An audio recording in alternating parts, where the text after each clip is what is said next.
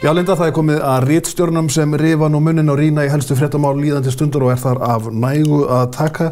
Hjá mér á þessu sinni Ingimar Karl Helgason, ritstjóri hjá Öryrkjabandalaginu og Gísli Freyr Valdimarsson, ritstjóri Þjóðmála. Velkomnir báðir tveir. Við ætlum að ræða svolítið galið ástand á Alþingi, líðan ríkisstjórnarinnar undir forystu Katrínar Jakobsdóttur, sem segja að sú stjórn geti setið í 2 kjörtímabili viðbót ef hún vill. Við ætlum að ræða líka persónunjósnir sem vaða uppi sem aldrei fyrr á Íslandi og allan heim og lýðræði sem í mikilli vörn á tímum falsfrétta. Og svo getur vel verið að við tölum forboðin brjóst í lok þessa spjalls okkar, en velkomnir eins og ég gat áðan. Eigum að byrja aðeins á þessu ástand á þingi. Bergþór Ólason tekur af skari í dag og tekur að ný við formennsku í umhverfis- og samgöngunefnd í svona vanþökk margra. Gísli, þetta ástand, Klaustursmálið hefur litað þingstörfin. Það sem af ári, Lilja Alfreðsdóttir gengur á burt þegar hún sér að Gunnar Bragi kominn í salinn. Ástandið á löggjafarsamkomunni hefur oft verið skrítið, en það slæmt núna. Já, það slæmt, það allan skrítið og verður kannski eitthvað áfram, en þeir eru mættir aftur og í sína vinnu og þeir náttúrulega munu síðan bara þurfa að taka afleiðingu sína gjörða gagnvart kjósendum. Bjóstu við öðru að þeir, ég var klár á því að þeir myndu mæta aftur? Já, nei, ég bjóst ekki við öðru. Það svo líka bara spurningum að velta fyrir sig, hver getur gert kröfu kröfu þeirra, á þess að fara að verja gjörðir þeirra á barnum og þetta samtal á barnum, þeir gera þannig ekki einu svona sjálfur, en hver getur síðan krafist afsagnar þeirra, hver á að ganga fram þar, það eitthvað sem má bara velta fyrir sér. Sama þá með Ágúst Ólafur þeir ætlar að þeir eiga þetta við samvisku sína. Rauninni og kjósendur. Já, kjósendur. Ingimar, en hversu laskar þeir? Þeir eru handónýtir, allir saman. Og maður sér það nú ósammála Gísla með það að þeir hafi svona iðrast einhvern veginn svona gjörða eða afsaka sig. En mér finnst þetta raun og veru eins og rétt, hver á að krefast þess að segja af sér. Ekki get ég ráðið gjörðu þeirra. Ef ég mætti ráðið einu fullkomna heimi, þá myndi þessi menn bara draga sig í hlé og bíða til næstu kosningun. Af því að þeir hafa einhvern veginn málins út í horn og halda áfram. Nú var Gunnar Bragi í blackouti í 1,5 sólarhring hérna bara á þessari stöð. Og við vitum að hann ekki að segja satt af því að hann hefur sagt annað áður og Sigmundur bendir í allar áttir og núna síðast í gær Ólafur Ísleifsson einhvern veginn að reyna að draga upp einhverja mynd af sinni fyrrverandi formanni Ingu Sæland sem einhverjum vælikjóa og ég hef bara varla að vita sterkari og öflugri baráttumann fyrir fátækt fólk og þá sem sagt eiga frekar undir högg að sækja í samfélaginu heldur en Ingu Sæland og þegar þessir menn til dæmis Ólafur og Karl Gauti að tala um að stofna eigin flokk og eitthvað þá ættu þið kannski aðeins að íhuga það hvert þeirra bakland og hver það var sem að dróð þá inn á þing. Það var Inga Sæland og Bergþóra nefndin. Það sem að mér finnst verst í þessu máli hvað þessir aumingjansmenn, sem ég ætla að nota þetta orð, þessir aumingjansmenn að taka athyglina frá öllum og öðrum og miklu mikilvægari málum.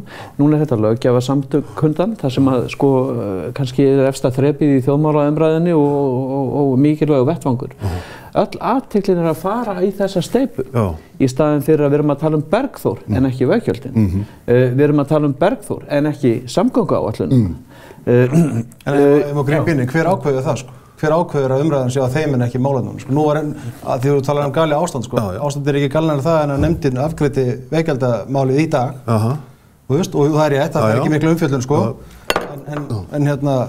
og það brjóðast yfir því, en það samt hver ákveður hver athyglin er það ekki fjölmiðlarnir sjálfur? Jú. En þetta náttúrulega vissulega stór frétt að svona leki út af Klaustur bara að ráða með þjóðarinnar kjörnir menn skulu haga sig með þessum hætti en ástandið á til dæmis bara nefnd Bergþórs Ólasonar miðflokksmanns við kannski fáum upp þær aðstæður að það þarf að kalla til bæjarstjórann í Vestmannaeyjum, Írisi Róbertsdóttur, þá ágætu konu sem illa var að tala á Klausturbarnum.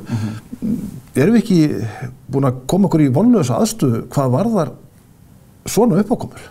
Jú, en og aftur nú lítur þetta allt út eins og maður sé að verja gjörðir ég ekki að því að maður heldur öllum málum þessi mál til dæmis ef Íris kemur á fund, þá heldur nú bara Bergþór sé nú bara það skynsami maður að hann myndir nú víkja þeim fundi. Sem hann á að gera. En eru mörg svona dæmi önnur, sko? Það er ekki, eins og sé 10, 20, 30 manns í sömu spórum á Íris kannski, sko? Ekki nema helmingur þjóðarinnar, því að sko svo viðbjóðslega kvenfyrirlitning og föllunarfordómar sem komið fram í þessu eru þannig að þú getur sko... Það er munur á nafngreindu fólki og almennri umræðu. Það er sem ég er að segja, sko. En sko, finnst okkur þetta í lagi, Gísli? Sko, á Bergþór hiklaust að halda áfram? Já, hann gerði... Eða hefði hann átt að sá sjóma sinni að stíga til hliðar sem formaður nefndarinnar? Ég ætla ekki að leggja mat á það, sko. Ég hef ekki frekar nokkurn annan nefndarformann, sko. Það er hérna, þú veist, ég ætla ekki að ganga svo langt, sko. Hvað segir þú, Ingeborg, um það? Nefndarformennska er tilhingaskítur, þau bara ekki verið hana. Og ég segi nú eins og Lilja hefur nú stundu sagt, Alfreðsdóttir, að það á ekki að gefa þessum dólgum dagskrárvaldið. En þeir hafa fengið það, þetta er alveg rétt sem að Gísli benti á, sko, hver setur þetta á dagskrá? Það er náttúrulega við erum að tala um þetta nú. Jú. Og ég veikum mætti að beina sjónum að búsetuskerðingum og fleiri málum, eins og þetta með sko vegtollan og fleira. Sem að þú veist, það er mál sem við þyrftum að ræða og það yrði voðalega farsælt held ég sko ef að þessi fyrir bara samfélagið allt og umræðuna ef að þeir myndu sýna þann manndóm að gefa okkur frí frá þeim. Ég yrði voðalega þakklátur og vafalaust margir aðrir. Gott og vel, skulum aðeins fara á stjórnarheimilið. Gísli Freyr, sko ég er á þeirri skoðun að þessi ríkisstjórn geti auðveldlega setið 3 kjörtímabil. Við erum að koma úr fordómalausum aðstæðum.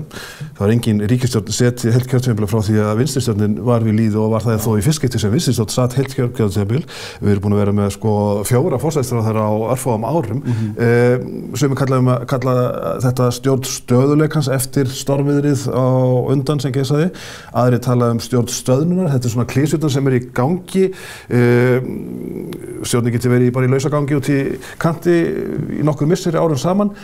Þín sýn á þetta. Þetta er á vissan hátt pólitískur ómöguleiki að Vinstri grænir og Sjálfstæðisflokkur með augljósa flokkin þarna á milli Framsóknarflokkin vinni bara í friði. Sigríður Andersen sagði í viðtali í Þjóðmálum þetta væri verkstjórn sko, þú veist, vinnusöm stjórn og mjög fagleg sko. Og Kristján Þór Júlíusson var hérna hjá mér daginn og hann sagði bara að þetta er einhver mesta friðsemdarstjórn sem hann hefur setið í og hann er búinn að vera ráðherra núna í þrígang, heilbrigðismenta og nú atvinnumálaráðherra, sjávarútvegs- og landbúnaðarráðherra og hann bara mærir þessa stjórn og segir að þetta sé bara fyrirmyndarstjórn og samstarfið sé mjög traust og gott. Já, sem það er að mér heyrist. Ég heyri ekki annað en að samstarfið gangi bara vel og þú veist, auðvitað er alltaf einhver átök og svona eins og er í öllum. En miklu minni en maður bjóst við. Miklu minni en maður bjóst við og þau eru ekki alltaf opinber. Það eina sem maður hefur kannski áhyggjur af í svona ástandi er að sko menn ætli að vera svo rosalega vinnusamir og friðsamir að embættismennirnir taki völdin sko, að pólitíkin einhvern veginn hverfi fyrir faglegheitunum í embættismennum. Það er kannski það sem maður óttast mest í þessu sko, en hvað pólitíkina og ríkisstjórnina sjálfa varðar, þá ætti hún alveg geta unnið áfram eitthvað sko. En sérðu einhverja... Kjörtímabil veit ég ekki alveg, en við skulum sjá. En sérðu einhverja pólitík í þessari stjórn? Sko, hvaða pólitík er þessi stjórn að reka? Er hún að reka... Svandís er nú að reka mikla pólitík í heilbrigðismálum. Og Sjálfstæðismenn virðast voða lítið hreyfa við því. Það er svona mesta pólitíkin sem ég sé í augnablikinu sko. Akkúrat. Landsréttamáli var auðvitað pólitík. Þú veist, það var kannski eini svona alvöru slagurinn sem einhver ráðherra hefur tekið á síðustu árum. Þú veist, og hún vann þann slag á lokum sko. Þannig að önnur stór pólitísk mál sé ég ekki allan í augnablikinu sko. Ingimar, þetta er ekki vinstristjórn, þetta er ekki hægri stjórn, þetta er ekki miðstjórn, þetta er hvað? Ég held að stjórnin þurfi nú sjálf að svara þessu sko. Veit hún þessi stjórn fyrir hvað hún stendur og að því við tölum að þessi stjórn geti kannski setið inn á þessi kjörtímabilin sko, þá verðum við að hafa í huga að það eru kosningar á milli. Og við sjáum hvað Svandís er að gera í heilbrigðismálunum. Ég held að hún sé að vinna þar mjög mikilvægt og gott starf. Eins og við heyrðum síðast í gær hvernig hún tók í þessar hugmyndir það að sálfræðiþjónusta geti gagnast öllum og það sem skiptir mjög miklu máli varðandi efnahag. Sálfræðitímar eru dýrir. Já, maður tekur hattinn fyrir ofan fyrir henni. Já, ég meina ég er mjög heppinn og lánsamur að geta sótt mér þerapíu hjá sálfræðingum og haft efni á því. Það er ekki tilfellið með alla og það mun spara sko stórfé í heilbrigðiskerfinu okkar þegar til lengdar lætur. Þetta forvörn. Algjörlega sko, rétt eins og með þetta með sjúkraþjálfarinn og fleira. Það pólitískt mál fyrir ekki að grípa fram í sko? Er mikil pólitík í því sko? Þetta alveg bullandi pólitískt að Þetta ekki stórpólitískt? Þetta stórpólitískt. Já, finnst þér það? Jú, algjörlega sko. Og það eru fleiri stórpólitísk mál í gangi. Nú erum við talað komin út förðuleg hvítbók fjármálakerfið sem hefur nú verið afgreidd sem sko einhvers konar Þetta svona stöðuskýrsla. Þetta ekki stöðuskýrsla, þetta frjálshyggjufrasa skrifað af Lárusi Blöndal sem hefur skrifað þá mestu sko mærðargrein sem skrifuð hefur verið sko formann í Sjálfstæðisflokknum og þetta ekki Davíð Oddsson sko. Og ekki Hannes. Ég fletti þessar grein upp á MBL og ég hef aldrei stórkostleg grein sko. Og svo farið nú saman hvítbók sem að Náski Brynjar sko afgreiddi bara á stundinni í gær, hvert allar þess að kynna sér þau skrif. Svo erum við að tala veggjöldin, stórpólitískt mál. Það er verið að tala skattatillögur, við erum í kjarasamningum, ASÍ leggur til 4 þrepa skattkjöri, Bjarni segir nei, þetta hvað ætla VG að gera? Og við höfum eftir að sjá það með sko ríkisstjórnina sem mér finnst skipta mestu máli þetta í sambandi við ríkisstjórn. Það er ágætt að við höfum einhver stöðuleika og ég er mjög þakklátur fyrir góða embættismenn. En við erum líka að sjá sko í þessari rólegheita ríkisstjórn alveg sko stjarnfræðileg klúður hægri vinstri eins og Hafrannsóknastofnun. Hvaðan kom þetta mál? Ég held að Kristján Þór sé að sigla svo lignan sjó að hann sé bara komin á botninn og veit ekki af því en allir hinir sjá það sko. En Gísli, sko, finnst þér Sjálfstæðisflokknum líða vel í þessu stjórnarsamstarfi? Ég heyri nú ekki annað sko. En það er áhugavert sko að það nefndi veggjöldin sko. Það sem er áhugavert í það mál að það mál er rekið áfram að þingmannum en ekki ráðherra. Það er Jón Gunnarsson kannski fremstur þar í flokki og Sigurður Ingi tekur þessa frægu og gerir það núna sko. Þannig að menn verið svolítið sammála í þessu sko. Sigurður Ingi gerði það nú fyrir jól sko. Við höfum ekki gleyma því að hann byrjaði ríkisstjórnarsamstarfið að segja að þeir eru ekki lagðir á neinum vettvang sko. Svo skipta hann stöðu. En það er líka bara ágætt að skipta skoðun líka. Ef menn sjá að einhverja betur leið þá er það bara virðingu því. En þú spurðir sko líður þeim vel. Ég heyri ekki annað en ég er nokkið viss að Óla Birni og Brynjari líði alltaf vel í þessu samstarfi sko. En þeir þegja að mestu. Þeir eru að tala um eitthvað allt annað. Já. Þannig að það er einhver samkomun að sko halda lokinu ofan á pottinum svo fremið að kraumi eitthvað inn. Já. Má það skjóta inn? Já. Sko það er ágætt að þeim líði vel hann í ríkisstjórninni. En það sem skiptir auðvitað mestu máli er að fólkinu í landinu líði vel. Og það er ansið margt sem við þurfum að bæta og kannski sko er ágætt að ríkisstjórninni líði vel og hún sé vinnustjórn eins og þú sagðir áðan sko til þess að kannski að koma einhverjum málum áleiðis að því að við erum ennþá að díla við hrunið. Og það hefur eitthvað aðeins verið að minnast á búsáhaldabyltinguna í fjölmiðlum undanfarna dag og eitthvað svona sko. Það er fjöldi fólk sem er ennþá að glíma við bæði sko muniði hvernig óvissan var og fólk var að missa vinnuna og það var að missa húsnæðið sitt og vaxið upp heil kynslóð sko sem að fór á mis við ansi margt og þá erum kannski ekki endilega þetta var miðað við árið 2007 sumarið þegar all hlutabréfið var á toppnum heldur bara hvert við vorum að fara. Við erum að díla við sko niðurskurð í velferðarkerfinu og fleira sem að var komin í gang sko löngu á undan hruninu og við erum að byggja þetta allt saman upp aftur. Það hvernig fólkin okkar líður er aðalmálið og það er náttúrulega þar sem að sko fókusin okkar þarf að vera sama sko hvernig einstökum ráðherrum líður, það sækjast engir sko mikið eftir sínum störfum og þessi blessaði ráðherrar og það trufla mig ekki svo mikið sko, ég vona að ég geti sofið sæmilega á nóttinu og verið hvíldur í vinnunni vegna þess að þeir eru að vinna fyrir okkur. Gott að heyra, en þið eru ekki flestir Íslendingum vel? Jó, svona upp til hópa held ég, en undantekninga vissulega eins og eðlilegt má teljast, en Gísli Freyr, persónunjósnir hafa verið mjög áberandi í umræðinu á undanliðnum dögum, vikum, mánuðum og við erum að vakna upp við svolítið vondan draum að þessu leyti það er fylgst með okkur svo gjörla að þegar maður svona er í svefnrofunum á kvöldin þá maður hugsa sko með sér er einhver á glugganum. Þetta er orðið svo sko áberandi í einu og öllu. Ég var bara á Ítalíu daginn og þá fekk ég bara sko fullt af auglýsingum inn á síman af því að ég náttúrulega menn fylgdist með því hvert ég var að fara. Já, þú segir sofandi sko, er ekki úrið að melda á svefnin og eru þau gögn ekki að senda eitthvað og svona, það er hægt að vinna með það kannski einhvers staðar sko. Jú, þetta er auðvitað mikið, maður náttúrulega kom upp svolítið í kringum, hvað var ekki, ef ég maður tímasendingu rétt, í lok árs 2017 þegar Cambridge Analytica, það mál kom. Svo verið að herða persónuverndarlöggjöfina. Það sko. En verður ekki bara sætt okkur við þetta? Verður einhver uppeyja tekin í tæknimálum hvað þetta varðar? Það hræðir mann samt pínu sko hvað ríkið ætlar að laga mikið af þessu. Þetta eru auðvitað tæknirísarnir sem að ef að segja standa fyrir þessu, nota orðalag. Þú veist, eru að lesa hegðun okkar á miðlum, á samfélagsmiðlum. Og hegðun okkar eru verðmæti. Algjörlega, og menn gera sér pening úr því, sko. Menn geta haft skoðanir á því, sko. Og við auðvitað erum að nota Facebook, við erum að nota Twitter og við erum að nota úr og alls konar hluti sem að senda frá þessu upplýsingar með okkar samþykki, þú veist, en þetta er þægilegt, þetta er þægindi nútímans, þetta er fórnarkostnaður kannski fyrir okkur, en sko, það eina sem að bögga mig í þessar umræðu mest er hvað menn halda að ríkið geti gert, sko. Til dæmis, nú hafa menn talað að fjölmiðlanefndir, bæði hér á landi og annars staðar fái aukin völd til að einhvern veginn fara að stýra umræðunni og svona, sko. Ég er ekkert mjög spennt fyrir því, sko.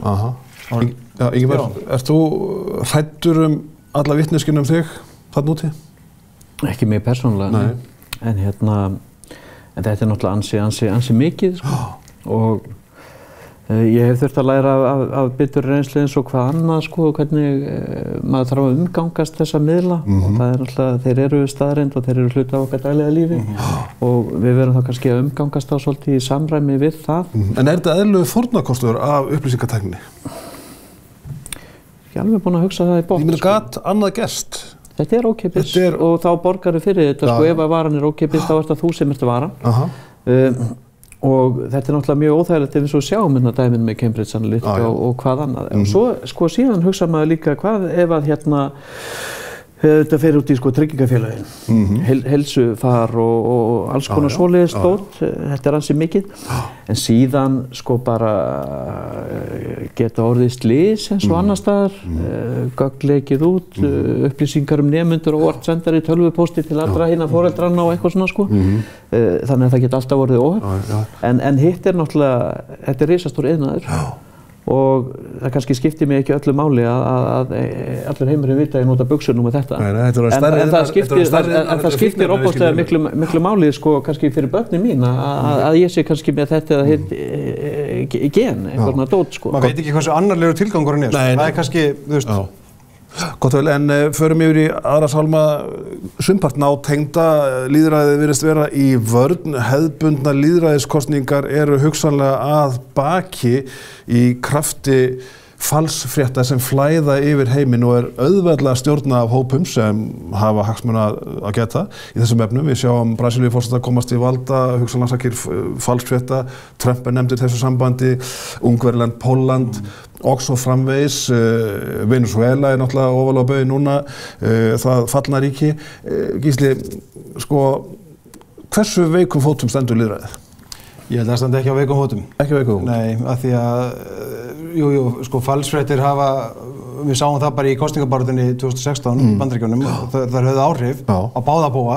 Það voru báðir aðilar, svo má kalla, að stunda þetta, eða einhver annar, kannski þriðji aðili, við vitum það ekki ennþá. En menn hafa ekki náð að sanna neitt af því og menn hafa ekki náð að, það er ekki sannað að fórsti Brasilíu hafi unnið kosninguna með einhverju þannig svindli, sko. Man fekk nú ekki nema 10%, ef maður rétt, meira fylgjættur en næsti frambjóðandi.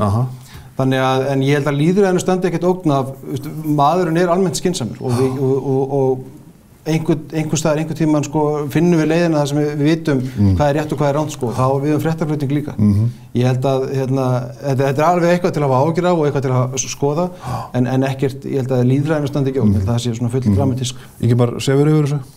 Nei, þetta er eitt af því sem heldur vöku fyrir mér og reyndar kannski ekki akkurat þetta. Heldur annað, sko, ég held að lýðræðinu sé mikil hætta búin og henni er hætta búin, eða því er hætta búin af, sko, fjármagnsöflunum.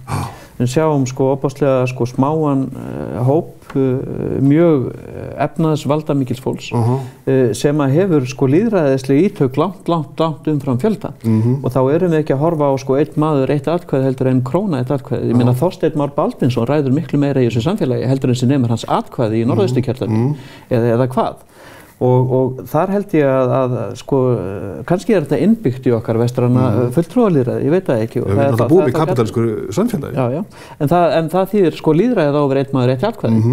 En svo erum við að sjá, sko,